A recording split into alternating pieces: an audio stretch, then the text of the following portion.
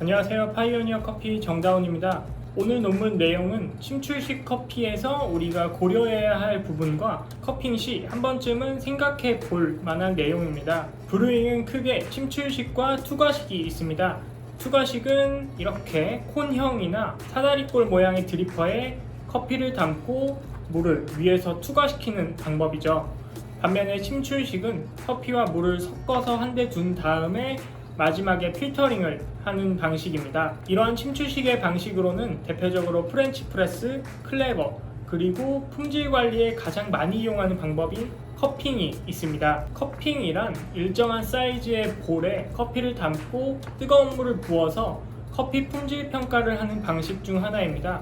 주로 그린빈 바이어나 로스터, 그리고 바리스타들이 주로 이용하는 품질평가 방법이고, 최근에는 일반 소비자분들도 일종의 놀이나 센서리 훈련을 하는데 이용하고 있는 방법입니다. 핸드드립 같은 투과식은 하나하나 사람이 컨트롤해줘야 하기 때문에 시간이 굉장히 오래 걸릴 뿐더러 사람이 작업하기 때문에 일관성이 조금 떨어질 수 있는 단점이 있습니다. 그래서 다양한 종류의 커피를 평가할 때에는 핸드드립 같은 투과식보다는 이런 커핑 방식이 주로 이용됩니다. 이번 논문은 이러한 커핑 방식에서 위아래 농도 차이가 발생한다는 점과 이러한 차이가 로스팅 포인트에 따라서 또 달라진다는 점을 지적하고 있습니다. 그러니까 결론만 말하면 우리는 커핑을 할 때 전체적으로 고른 농도의 커피를 맛보는 게 아닙니다. 그래서 커핑을 통해 파악한 품질이 실제 제품과는 다를 수 있다는 점입니다. 지금부터 잘 살펴보겠습니다. 커핑은 이런 볼에다가 커피 입자를 담고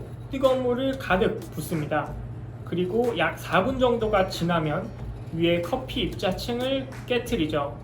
그리고 걷어냅니다. 그래서 처음에 물을 이렇게 부으면 커피 입자들은 다 위쪽으로 뜹니다. 왜냐하면 커피 입자는 밀도가 낮고 이러한 다공층 사이에 가스들이 가득 차 있기 때문이죠. 그래서 추출 초반에는 이렇게 물 위에 뜨다가 시간이 지나서 가스가 다 빠지고 물이 커피 입자 사이로 스며들면 다시 아래로 가라앉습니다. 이 과정에서 농도를 더해서 한번 생각해 보겠습니다. 처음에 물을 부으면 커피가 위쪽으로 뜨고 그 순간부터 위에서 추출이 이루어지겠죠. 따라서 추출 초반에는 컵 위쪽이 아래쪽보다 더 농도가 높다고 추측할 수 있습니다. 그리고 시간이 지나서 이 입자들이 아래로 가라앉으면 어떻게 될까요?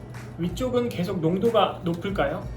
아니면 아래쪽에 가라앉아 있는 입자는 추출이 다 끝나서 더 이상 추출이 안 일어날까요? 저자들은 이렇게 커핑 중에 일어나는 입자의 침전과 그에 따른 농도차가 궁금했고, 컵의 위쪽부터 아래쪽까지 샘플을 채취해서 농도를 측정했습니다. 그리고 이런 커피층의 이동 속도도 관찰했죠. 첫 번째는 침전 관찰입니다. 자, 우선 물을 부으면 처음에는 커피 입자들이 위로 뜨고 시간이 지날수록 입자들이 아래로 가라앉습니다.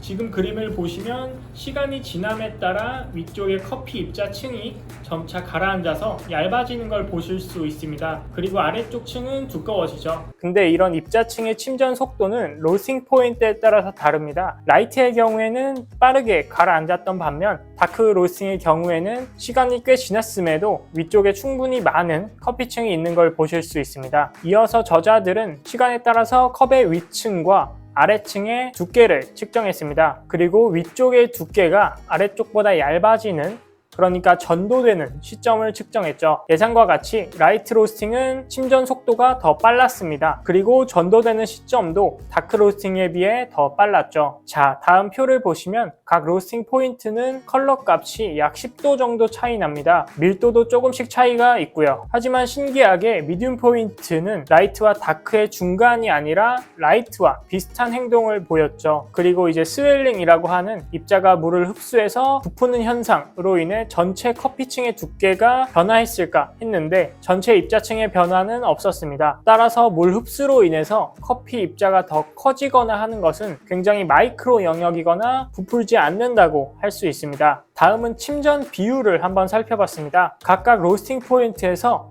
얼마나 침전하는지, 그러니까 침전 비율을 알 수 있었는데요. 라이트와 미디움 포인트의 경우는 30분이 지날 시점에 약 75%에서 90% 정도로 거의 다 침전한 걸 볼 수 있었고, 반면 다크 로스팅은 약 50% 정도 되는 절반만 침전했습니다. 따라서 라이트 로스팅과 미디움 로스팅은 다크에 비해 더 빠르게 침전할 뿐 아니라 더 많이 침전했다고 볼 수 있죠. 또 재미있는 점은 이런 그림을 보시면 침전이 점진적으로 일어나는 게 아니라 특정 시점에 상당히 많이 침전하게 되는데, 이는 저자들이 샘플링을 하면서 커피 입자층을 깨트렸기 때문에 그 순간 가스가 방출되면서 커피 입자들이 가라앉은 거라고 말을 하고 있습니다. 자, 이제 여기에 농도 측면을 한번 보겠습니다. 사실 어느 정도 예측하시겠지만 추출 초반에는 커피 입자층이 위쪽에 있기 때문에 위쪽 농도가 더 높았습니다. 하지만 시간이 지나면서 이 입자층이 아래로 가라앉고 그때부터는 아래가 더 농도가 높았습니다. 하지만 다크 로스팅의 경우에는 조금 달랐는데요. 라이트 로스팅과 미디움과는 다르게 아래쪽 농도가 좀처럼 높아지지 않았습니다. 지금 그림에서 라이트와 다크를 한번 비교해 보겠습니다. 연한 색은 위쪽 층의 농도, 그리고 진한 도형은 아래쪽 층의 농도입니다. 추출 초반에는 연한 색의 도형이 농도가 높다가 시간이 지나면서 점차 진한 도형이 농도가 높아지는 걸 보실 수 있습니다. 또 이번에는 각 컵의 깊이에 따라 농도를 한번 측정해 봤는데요. 컵 위쪽은 추출 초반 이후에 빠르게 농도가 감소하고, 반면 컵 아래쪽은 시간이 지날수록 농도가 높아지는 것을 보실 수 있습니다. 근데 이 아래쪽의 농도는 라이트가 가장 높고 그 다음 미디움, 다크 순이죠. 또 컵 중간 쪽 2에서 4cm 정도 되는 쪽의 농도는 시간에 따라서 별반 차이가 없었습니다. 저자들은 이어서 입자 침전과 농도와의 관계를 분석했는데요. 예상하시는 것과 같이 상관관계가 있었습니다.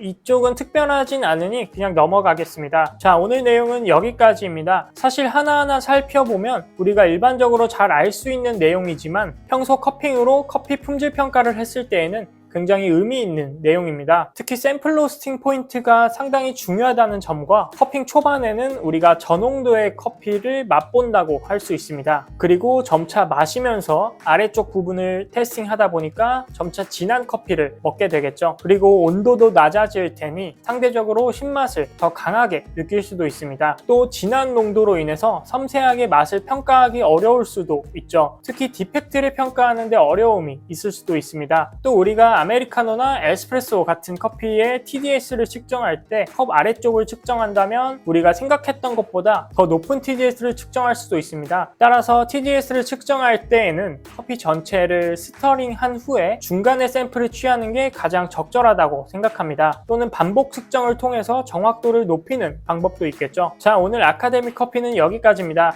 감사합니다.